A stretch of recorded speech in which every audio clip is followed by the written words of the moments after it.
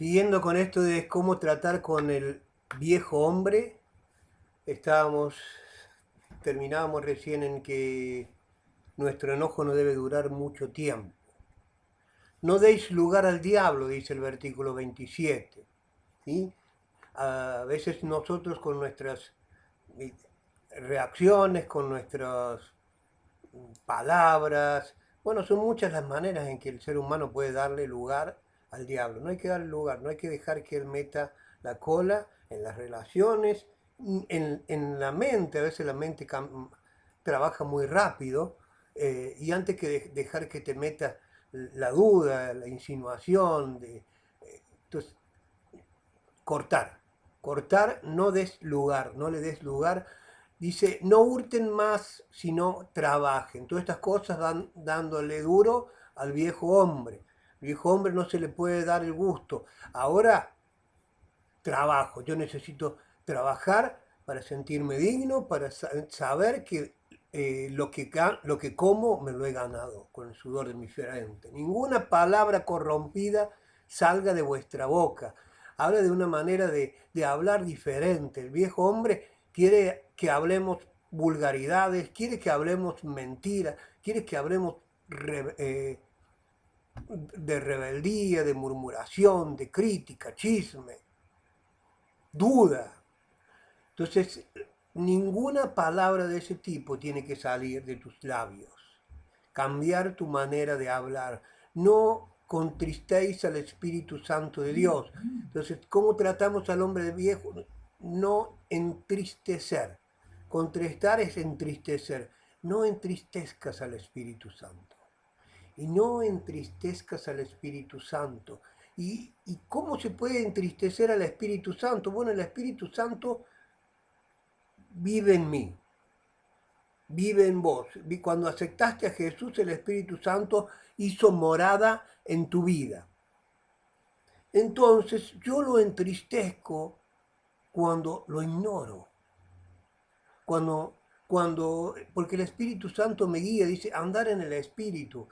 Andar en el Espíritu es andar guiado por el Espíritu. El Espíritu Santo está dentro nuestro para guiarnos. Es un GPS espiritual que nos va diciendo hacia dónde tenemos que ir, qué hacer, qué decir, qué pensar. Ignorarlo es entristecerlo. Y dice, ¿y qué hago? ¿Para qué estoy yo acá? ¿Para qué estoy acá si este no me lleva el apunte para nada? Desastre tras desastre hace. No entristezcas al Espíritu Santo. Quítese de vosotros toda amargura, enojo, ira, gritería, maledicencia, toda maldad. Todas esas cosas que nos hacen daño son cosas que el viejo hombre quiere que sigan ahí vivitas y coleando. Erradicar el viejo hombre, agarrar, desalojarlo, sacarlo de raíz. Efesios 4:24 dice, y vestidos de nuevo hombre, creados según Dios, en la justicia y santidad de la verdad. Y vestidos del nuevo hombre. Entonces la manera de erradicarlo es vestirnos del viejo hombre. Ya no hay lugar para él. Para este viejo ya no hay lugar en la justicia y santidad de la verdad.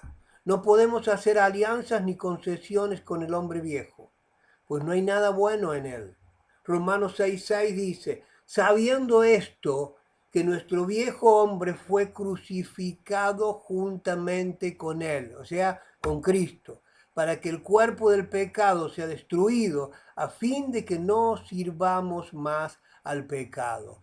Por la obra de Jesús en la cruz, nosotros fuimos trasladados de un reino a otro, fuimos trasladados del reino de las tinieblas al reino de la luz y al reino de Cristo, y ya no somos siervos del reino de las tinieblas, no somos siervos del pecado. Fíjese que dice, a fin de no sirvamos más al pecado. Antes éramos esclavos del pecado, antes queríamos hacer algo y no lo hacíamos, y lo que no queríamos hacer lo hacíamos. ¿Por qué? Porque el pecado nos llegaba así como con una correa. Pero cuando vino Jesús nos sacó la correa, el collar, todo. Y hoy somos libres, pero ahora disfrutamos de ser esclavos de Cristo. Porque en Él yo sé que servirle y sujetarme a su voluntad me trae bendición, me trae gozo, me trae felicidad. Y todo lo que mencionábamos anteriormente, todo eso va muriendo, la gritería, la maledicencia, todo, el enojo, todo va haciéndose para atrás. Cada vez va mermando más cuando somos siervos de Cristo, esclavos de Él. Gálatas 2:20 dice, con Cristo estoy juntamente crucificado y ya no vivo yo, mas Cristo en mí. Y lo que ahora vivo en la carne, lo vivo en la fe del Hijo de Dios, el cual me amó y se entregó a sí mismo por mí. Ya no vivo yo, o sea, no es mi voluntad, sino la de Él. Cristo vive en mí. Aleluya. El propósito de Dios con el hombre. Génesis capítulo 1:26 dice, entonces dijo Dios, hagamos al hombre a nuestra imagen, conforme a nuestra semejanza, y señoree los peces del mar. Entonces el plan de Dios era que nosotros fuéramos a su imagen, que fuéramos, que el que nos viera a nosotros viera a Dios. Esa era la idea de él. Al pensar en el hombre, Dios vio un ser que pudiera reproducir su carácter y su voluntad. ¿Sí? Entonces, la idea de Dios era que nosotros fuéramos un reflejo de su carácter, que la gente viera en nosotros santidad, que viera en nosotros amor, que viera en nosotros misericordia. Efesios 2:10 dice, porque somos hechura suya, creados en Cristo Jesús para buenas obras, las cuales Dios preparó de antemano para que anduviésemos en ellas. Hechura suya, hechos por Cristo, hechos por Dios, fuimos hechos para buenas obras.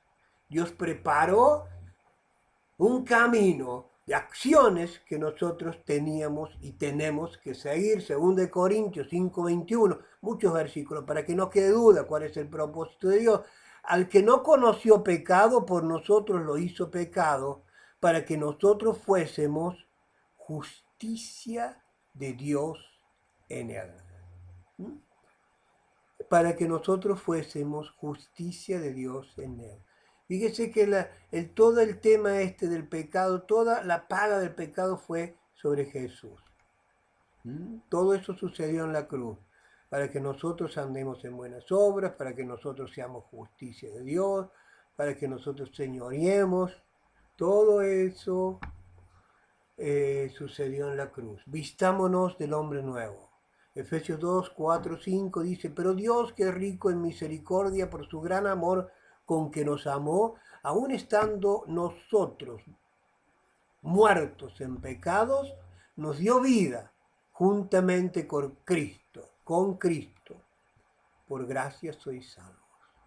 ¿Sí? Entonces, por el gran amor de Dios, y estando muertos en pecados, porque los pecados nos habían puesto sobre nosotros una pena de muerte, Cristo nos dio vida juntamente con Él.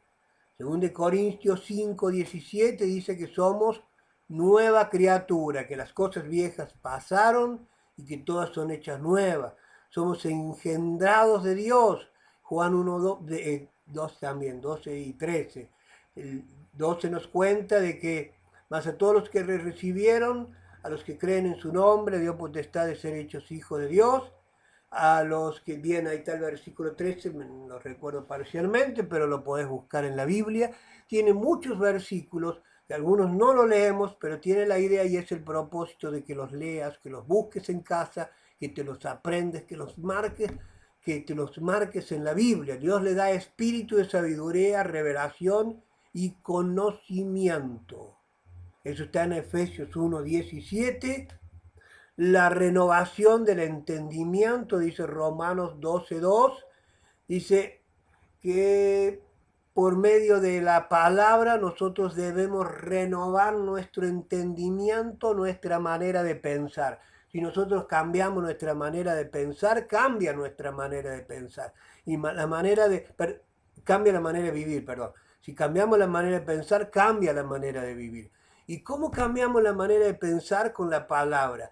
La palabra, entonces yo tengo un, un patrón de comportamiento, ¿sí? Entonces yo aprendí que que, que si le robo a mi patrón voy a tener más, ¿sí? Pero la palabra, cuando aprendo la palabra, que Dios dice que no hay, que, que está mal, que es pecado robar y que y tengo que ser un buen empleado y que tengo que ser generoso y todo lo demás. Entonces voy entendiendo, voy renovando mi entendimiento cambia. Llego a entender que un 90% con bendición rinde más que un 100 sin la bendición de Dios. Siendo hacedores de la palabra, están relacionados uno con otro. Santiago 1:22 dice que debemos ser no solo oidores, no ser solo buena gente para escuchar, para ir el domingo al culto y escuchar, sino hacerla, ponerla por obra. Romanos 8:16 nos desafía en cuanto a que el Espíritu Santo testifica de quiénes somos. El Espíritu da testimonio de quién soy. Somos herederos de Dios, de acuerdo a Gálatas 4:7. Anotá los textos bíblicos y buscarlos. Lamentablemente no tengo tiempo porque estoy haciendo un video para leer todos los versículos, pero realmente es una ametralladora de palabra de Dios. Transformados por su poder. Según de Corintios 3:18 dice, ahí sale la palabra transformados, que significa metamorfosis. Metamorfosis. Transformado. Se habla de cambiar de forma. Morfo, ¿sí? Morfo es forma. Bien, está bien, no quiero seguir ampliando. No quiero ni puedo. En la vida del creyente siempre llega un día cuando tiene que poner todo de su parte para que su nueva naturaleza espiritual pueda desprenderse de la vieja naturaleza carnal. ¿Me va siguiendo? Entonces, tiene que llegar un día en la que poner todo, todo de su parte para que su nueva naturaleza pueda desprenderse. La nueva naturaleza va a desplazar o la saca. Bien, si la naturaleza, vieja naturaleza siempre va a tratar de resucitar, de volver, dar un manotazo de ahogado, ¿sí? Pero en la medida que más alimentemos la nueva naturaleza espiritual, más débil va a ser la vieja. Quebrantarse es sentir una muerte que lleva a la victoria, porque se aprende a depender exclusivamente de Dios. Quebrantarse, reconocer nuestras limitaciones, nuestro incapacidad.